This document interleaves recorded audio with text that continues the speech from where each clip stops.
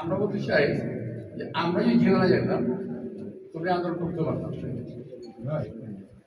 আমরা জেলে বছরের পর বছর জেলে থেকে বছরের পর বছর আন্দোলন করে আন্দোলনের পথটাকে আমরা সুগম করেছি।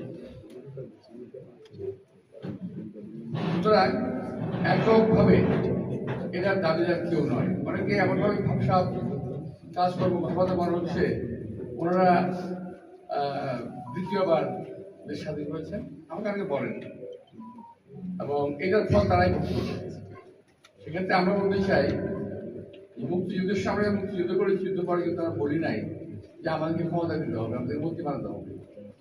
আমরা যাদের স্কুল কলেজে যেখানে পড়াশোনা করতে চলে গেছি, আজকে বলছে, দাবি করছে, এবং প্রমাণস্বরূপ তারা বিগত দিনে কয়েকদিন আগে যে আমাদের সরকার যেটা ছিল আছে, যেটা সেই সরকার তাদের প্রতিনিধি ছিল, এখন আছে।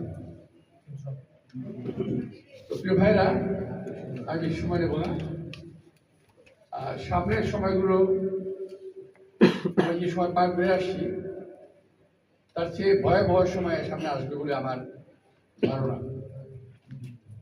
এই সরকারকে কিংবা আগামী সরকারকে কিংবা একটা নির্বাচিত সরকারকে আমাদের কিছু প্রতিবেশী দেশ, বিশ্বের কিছু মোড়ল, তারা আমাদেরকে শান্তিতে থাকতে দেবে না। আপনি যদি বলতে কথাবার্তা বুঝতে পারবেন, যাদের প্রার্থীদের কথাবার্তা, কিছু রাজনৈতিক দলের নেতাদের কথাবার্তা, মনে হচ্ছে ওরা ক্ষমতায় গিয়ে বসে আছে।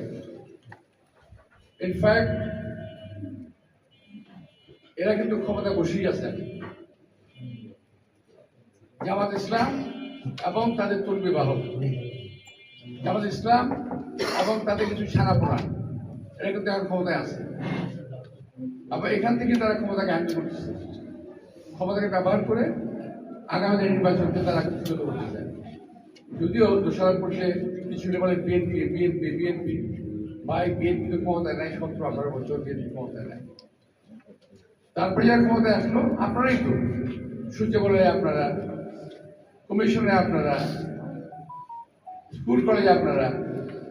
বিএনপি কোথায়? বিএনপি সামনে আসছে, বিএনপি নির্বাচনে জয়লাভ করে বিএনপি আসার চেষ্টা করছে। কিন্তু এখন আমাদের উপরে, অর্থাৎ বিএনপিকে দোষারোপ করা হচ্ছে। ভাবসাবটা এরকম যে আওয়ামী লীগকে তাড়িয়ে দিয়েছে, আমি বিএনপিকে তাড়িয়ে দেবো। হ্যাঁ, ভাবসাবটা এরকম।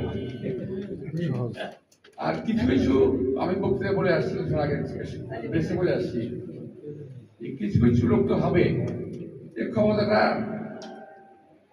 তাদের পৈতৃক, সুতরাং তাদেরকে ক্ষমতা থাকতে হবে।